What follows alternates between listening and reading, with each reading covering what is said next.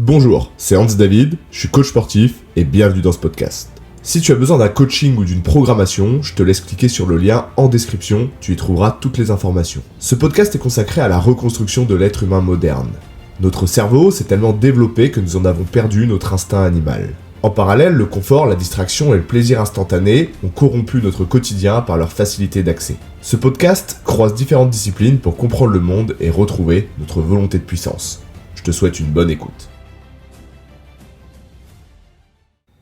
Salut et bienvenue dans cet épisode. Aujourd'hui, on va parler de l'alimentation carnivore, de l'alimentation ancestrale et paléo.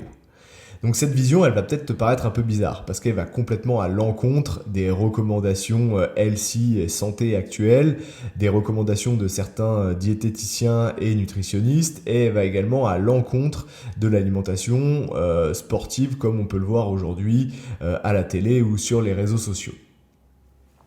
Donc à travers ce podcast, je vais essayer de vous faire comprendre pourquoi j'en suis arrivé à ces conclusions.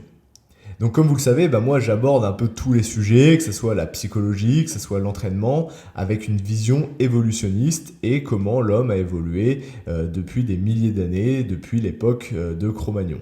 C'est pour ça que d'ailleurs j'ai appelé mon podcast La méthode Sapiens. Donc en fait moi je me fie beaucoup plus à ça que aux études scientifiques. Parce qu'en fait, déjà, la première chose, c'est que c'est très compliqué d'avoir une bonne étude. Parce que déjà, c'est difficile d'avoir des sujets qui sont sérieux, qui suivent le protocole de A à Z.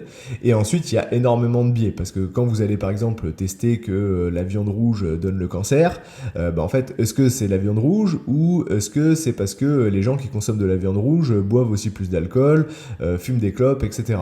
Donc en fait, comment on peut déterminer que c'est ce paramètre-là qui donne ce résultat-là ? En fait, c'est quelque chose qui est multifactoriel et il y a des milliers de choses qui peuvent venir contredire les résultats de cette étude. Et en plus, quand on reprend notre exemple de la viande rouge donne le cancer, quel type de viande ils ont utilisé ? Est-ce qu'ils ont utilisé des viandes d'élevage bien nourries à l'herbe, élevées en plein air, etc. Ou est-ce qu'ils ont étudié sur des viandes d'élevage intensif ? Donc en fait, je trouve que c'est très compliqué d'avoir une bonne étude qui donne des bons résultats. Et en plus, même quand vous avez une étude qui donne des résultats, l'année d'après, vous avez une contre-étude qui vient dire l'exact opposé, sans parler de tous les financements, parce que les études, il y a toujours des manques de moyens pour faire des études, parce que ça coûte extrêmement cher. Et bien souvent, ces études, elles sont sponsorisées par du lobbying qui veulent faire dire un peu ce qu'ils veulent aux études tant que ça les arrange pour développer leur activité. Donc voilà, moi c'est pour ça que je me fie pas énormément aux études, je les vois passer de temps en temps, mais je me fie beaucoup plus à comment l'homme a évolué depuis des milliers d'années, parce que en fait si quelque chose n'était pas fonctionnel et n'était pas bon, en fait ça nous aurait éliminés. Et en fait des milliers d'années de sélection, ça a permis déjà à notre corps de s'adapter à notre environnement, donc ça veut dire qu'on est adapté pour consommer ça ou consommer ça, et en fait tout ce qui était pas bon, ça a amené des problèmes, et comme on a évolué jusqu'à aujourd'hui, si on en est encore là et qu'on a réussi à résoudre ces problèmes, c'est ce qu'on a fait par le passé était relativement bon, sinon on se serait fait éliminer. Une des critiques qu'on me fait régulièrement, c'est de me dire « Ouais, mais Hans, l'homme, il a évolué depuis l'ère préhistorique. » Moi, je suis pas trop d'accord avec ça. En fait, je pense que notre physiologie, elle est toujours la même, elle a pas tant bougé que ça, sinon, en fait, on n'aurait pas tous les problèmes de société qu'on a actuels, comme l'obésité, le diabète, les appareils dentaires chez les gamins, etc. Ce qui montre qu'en fait, on n'est pas encore complètement adapté à ces nouveaux changements. Et notre physiologie, en fait, elle fonctionne comme à l'ancienne, quoi. Et on peut même remarquer chez les gamins, l'agrippement, vous savez, le réflexe d'agrippement palmaire, là, quand vous mettez le doigt au milieu de leur main et qui serre la main, en fait ça c'est encore un réflexe qui est là depuis la nuit des temps pour que le gamin il puisse s'accrocher au poil de sa mère et pas tomber. Donc en fait vous avez encore des réflexes qui sont l'essence de notre physiologie, qui sont là depuis des milliers d'années, et pour moi tout notre corps, notre psychologie, notre physiologie, elle est toujours la même.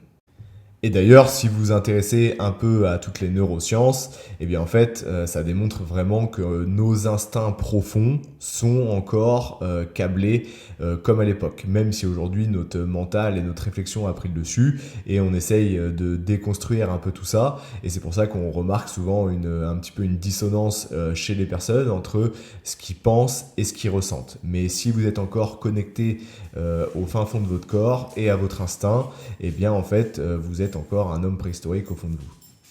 Et ça, en fait, les industriels, les politiques, etc., ils l'ont bien compris parce qu'ils utilisent tous ces mécanismes cérébraux pour vous vendre des choses ou vous faire adhérer à telle ou telles idées. Bref, à présent, on va essayer de comprendre comment l'homme a évolué avec sa nutrition. Et pour ça, ben, en fait, il te suffit d'imaginer que tu te retrouves en pleine forêt et que tu doives survivre. Et bien la question, c'est qu'est-ce que tu pourrais manger? Donc bah, éventuellement tu pourrais trouver peut-être quelques mûres sauvages, peut-être des noix, des noisettes, des plantes sauvages, peut-être comme tu vois alors les orties, hein, moi quand j'étais gamin mes parents ils me faisaient manger de la purée d'ortie.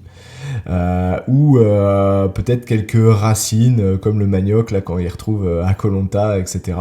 Mais en gros ça va pas chercher bien loin en termes de calories. Et ça permet pas à un homme de survivre et d'avoir son total calorique au quotidien. Donc en fait, bah, la majorité, pour pouvoir survivre, en fait, la majorité des calories, eh bien, en fait, elles proviendraient soit de la chasse, soit de la pêche. Parce qu'en fait, quand vous mangez l'animal dans sa globalité, avec le gras, etc., eh bien, en fait, c'est dense en énergie, c'est dense en calories, et ça vous permet de combler vos apports et vos dépenses. Je disais, en fait, quand tu vas trouver un gibier, eh bien, en fait, tu vas pas te contenter de manger que les parties maigres, comme on peut sélectionner à la boucherie aujourd'hui avec ah bah tiens, moi je voudrais que le blanc de poulet, surtout 0 gras.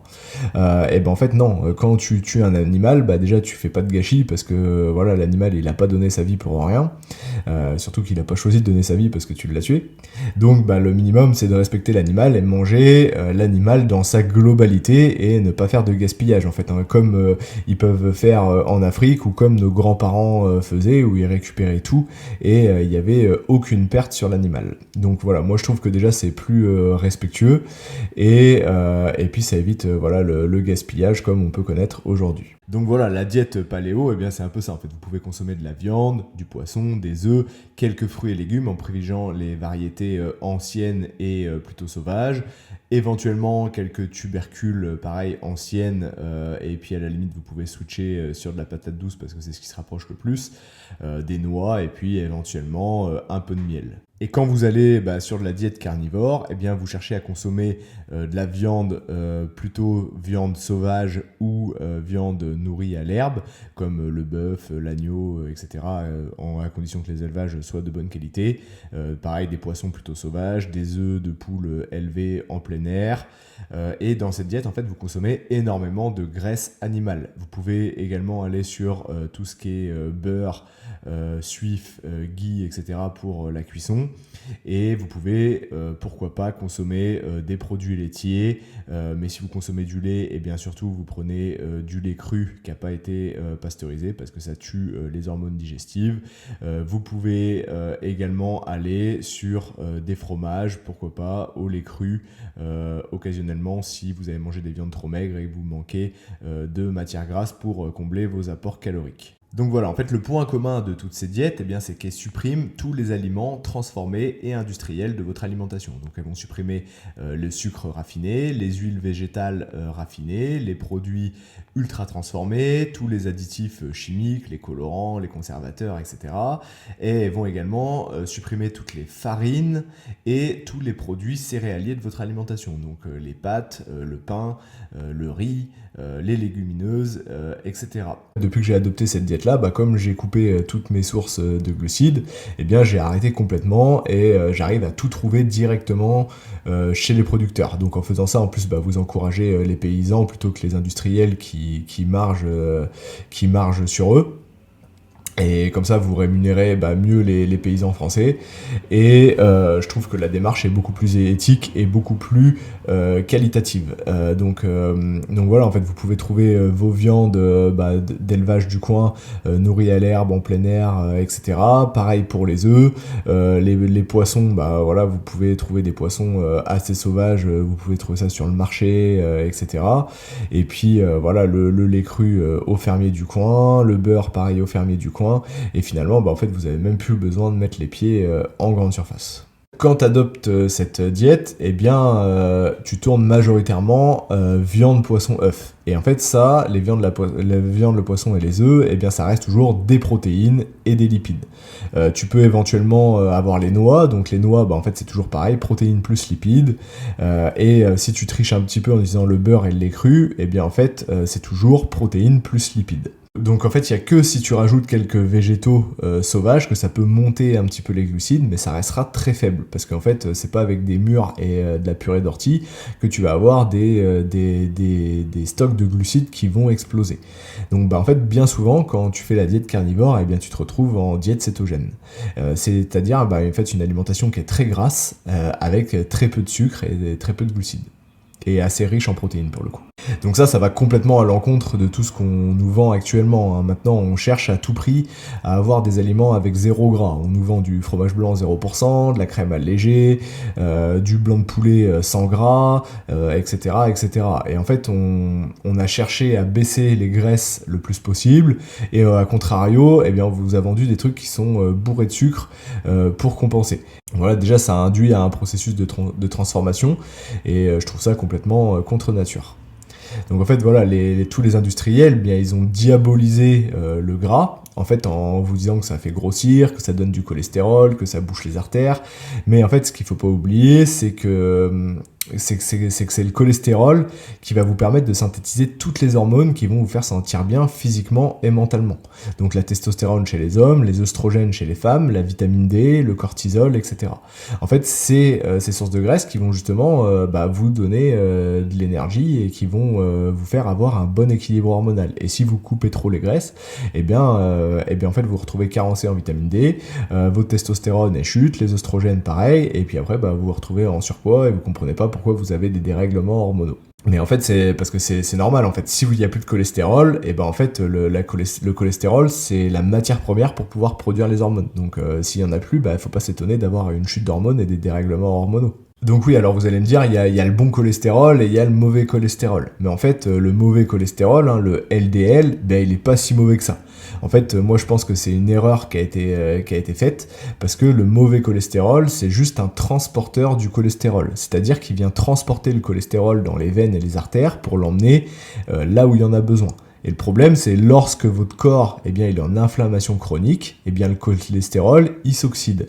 Et ça forme des plaques, et après, ça va boucher les artères. Mais donc, le vrai problème, c'est pas le cholestérol, le gras saturé, le gras en soi, en fait, c'est l'oxydation du cholestérol.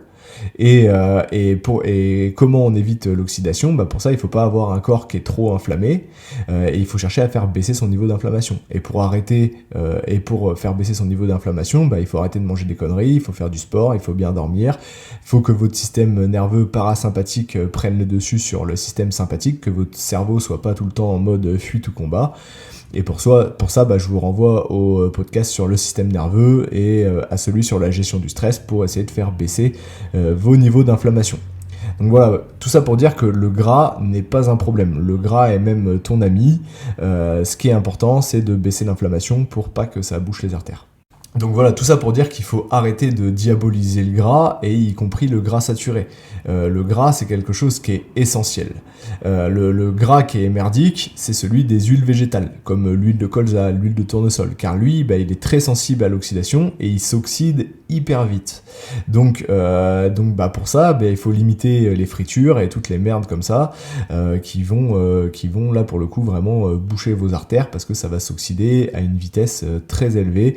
Donc voilà, cherchez à arrêter les fritures et toutes les huiles végétales, à part l'huile d'olive et l'huile de coco qui elles sont relativement stables à la cuisson, mais toutes les huiles de plantes que vous mangerez pas, ça vous viendrait pas à l'idée de manger un tournesol ou de manger du colza, voilà, c'est c'est qu'il y a une raison. En fait, ces huiles-là, elles sont pas faites pour être consommées, donc virez tout ça de vos placards le plus vite possible. Parce que toutes les graisses qui sont beaucoup plus saturées, hein, donc les graisses animales, l'huile de coco, etc., et bien en fait c'est des huiles qui sont beaucoup plus stables à la chaleur et qui s'oxydent beaucoup moins vite, et du coup il y aura moins de problèmes. Donc voilà, j'ai pas été encore faire de prise de sang, mais j'ai hâte de tester mon cholestérol et ma testostérone, mais ça a sûrement explosé. Bon, ma médecin, elle va sûrement se tirer les cheveux en voyant les résultats, mais normal, parce que c'est complètement à contre-courant de ce qu'elle a appris en école. Mais ce qui compte, c'est au quotidien, moi je me sens beaucoup mieux. Voilà, à présent, je voulais vous parler d'un autre problème qui est les glucides en abondance, la flexibilité métabolique et la résistance à l'insuline. Donc en fait, ce que vous devez comprendre, c'est que lorsque vous mangez des glucides en permanence à chaque repas, donc du pain, des pâtes, du riz, des flocons d'avoine, des légumineuses, des fruits et toutes les sources de sucre que vous prenez au quotidien, et bien à chaque fois, ça va stimuler votre glycémie. Et lorsque votre glycémie est stimulée, eh bien ça sécrète de l'insuline pour réguler le taux de sucre dans le sang. Et à force de tout le temps répéter des pics de glycémie, eh bien votre insuline devient résistante. Et ça, c'est un des plus gros problèmes aujourd'hui chez les gens qui n'arrivent pas à perdre de poids malgré le sport, un déficit calorique, etc. C'est qu'ils sont résistants à l'insuline et incapables de fonctionner sur le métabolisme des graisses car ils sont dépendants des glucides pour fonctionner. Donc en fait, lorsque votre corps il fonctionne principalement aux glucides, en fait, avec les sources de sucre, et bien en fait, alors sur le moment, oui, ça va être bénéfique, parce que vous avez du sucre, c'est plus facile pour le corps d'utiliser le sucre que d'utiliser les graisses. Donc dans un premier temps, ça va vous apporter de l'énergie. Sauf que à long terme, eh bien en fait, il devient dépendant du sucre. Et lorsque vous avez plus de sucre, eh bien vous avez une baisse d'énergie, vous avez des fringales, vous êtes irritable, vous avez des difficultés à vous concentrer, vous avez des coups de mou, etc. Parce que le corps, eh bien, il n'arrive plus à basculer vers l'utilisation des graisses parce qu'il dépend des glucides. Et ça, c'est ce qu'on appelle la flexibilité métabolique. En fait, il faut voir votre corps un petit peu comme un hybride. En fait, vous avez l'électrique, et puis dès qu'il n'y a plus d'électrique, eh bien, c'est la capacité à aller switcher sur l'essence. Eh bien, vous, c'est un peu pareil. Votre corps, en priorité, eh bien, il va utiliser les glucides, et lorsqu'il n'a plus assez de glucides, eh bien, il doit être capable d'aller utiliser les graisses. Sauf que quand vous apportez des glucides tout le temps, et que vous avez jamais fait de jeûne, que vous n'êtes jamais en manque de calories, eh bien, il fonctionne uniquement sur ces glucides parce que c'est plus facile pour lui. Mais à la fin, il ne sait plus utiliser les graisses. Et du coup, là, vous perdez votre flexibilité métabolique, et là, c'est un problème parce que en fait, vous êtes dépendant, quoi. Donc la première chose qu'il faut essayer de faire pour ces personnes-là qui n'arrivent pas à perdre de poids malgré leurs efforts, eh bien, c'est qu'il faut qu'ils retrouvent leur sensibilité à l'insuline. Et comment on fait pour retrouver sa sensibilité à l'insuline ? Eh bien, on coupe les glucides pour forcer le corps à refonctionner sur les graisses. Donc pour ça, on peut utiliser le jeûne aussi, hein. L'absence de nourriture force le corps à utiliser les graisses parce que vous lui apportez pas à manger, donc il est obligé d'utiliser les graisses. En fait, ce qu'il faut comprendre, c'est que vos réserves de glucides, elles sont très limitées parce que vous pouvez stocker un peu de glycogène dans le foie et dans les muscles, mais ça va vous tenir un effort d'une heure, peut-être deux, grand max. Alors que les réserves de graisse, eh bien, c'est des réserves qui sont presque illimitées. Et c'est pour ça que c'est pas normal de faire des hypoglycémies quand on a du gras, et c'est pas normal d'avoir des baisses d'énergie quand on n'a pas mangé, parce que normalement, votre corps est en capacité de continuer de fonctionner parce qu'il a encore des réserves de gras. En fait, c'est la base, hein. Le corps humain, il a été fait pour stocker du gras, pour faire des réserves d'énergie. Donc, comment ça se fait que des fois, vous n'arrivez pas à avoir accès à ces réserves d'énergie ? Eh bien, c'est parce que votre corps a perdu cette flexibilité métabolique. Aujourd'hui, là, dans l'alimentation soi-disant healthy, on nous a vendu les légumes, les fruits, etc. Comme si c'était des sources de glucides qui étaient hyper importantes et hyper santé, etc. Mais ce qu'il faut comprendre, c'est que déjà la majorité des fruits et légumes, en fait, ça provient d'une sélection qui a été faite par l'homme. On a sélectionné les fruits les plus gros, les plus beaux, avec le plus de couleurs, les plus juteux et qui ont le plus de glucides possible. Donc c'est pas un truc que vous pouvez retrouver à l'état naturel, hein. Et sans dire que voilà, déjà la plupart de vos oranges ça provient d'Espagne, la plupart de vos bananes ça provient de Guadeloupe, et en fait voilà, en fait si demain il y avait plus tous ces transports en avion, toute cette mondialisation, etc., en fait tous ces trucs là vous en aurez pas, hein. Éventuellement les seuls fruits que vous pourrez peut-être trouver c'est quelques pommes et quelques poires, quoi, mais ça ira pas chercher très loin. Donc voilà, à présent je vais conclure sur le podcast parce que j'ai beaucoup parlé. Et puis il y a beaucoup de choses, hein, ça méritera d'autres épisodes parce qu'il y a énormément de choses à dire sur l'alimentation. Mais si vous devez vraiment retenir quelque chose de ce podcast, eh bien c'est arrêter d'avoir peur du gras, arrêter d'avoir peur du cholestérol. Lorsque vous mangez des produits animaux, ça doit représenter à peu près 80% de votre diète, hein. 70 à 80, ça doit être viande, poisson, œuf. Et arrêtez de sélectionner uniquement les parties maigres. Mangez l'animal dans sa globalité, hein. Donc si vous mangez du poulet, mangez pas que le blanc de poulet, mangez un poulet entier. Si vous prenez du bœuf, prenez pas des steaks 5% de matière grasse, prenez des grosses côtes de bœuf, mangez le gras avec, mangez du cœur, mangez du foie, mangez l'animal en entier. Essayez de privilégier les animaux avec des bonnes conditions d'élevage, hein, plutôt nourris à l'herbe et en extérieur, éviter tout ce qui est nourri aux grains et aux céréales, privilégier même les viandes de chasse si possible, hein, le gibier est encore plus riche en nutriments, alors bon, faites attention de ne pas choper des bactéries, etc. En fait, faites bien cuire. Et puis dans un premier temps, vous n'êtes pas obligé de faire une diète carnivore pure. Vous pouvez aller sur des trucs un peu plus flexibles, comme la diète ancestrale en rajoutant du beurre et du lait cru. Et puis si vraiment vous voulez pas quitter les légumes, rajoutez quelques légumes, mais essayez de limiter le plus possible les céréales. Et puis si vraiment vous avez besoin de mettre des glucides de temps en temps, privilégiez plutôt les tubercules comme la patate douce et pourquoi pas la patate. Mais n'oubliez pas que si vous ajoutez des glucides, eh bien les glucides doivent être un outil pour avoir plus d'énergie et ne doivent pas devenir une dépendance. En fait, vous pouvez utiliser les glucides seulement si vous avez une bonne flexibilité métabolique, comme on a vu tout à l'heure.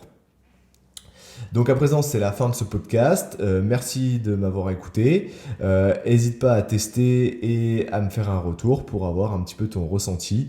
Mais pour moi, en tout cas, les résultats ont été exceptionnels et je pense que je reviendrai jamais en arrière. Allez, bye.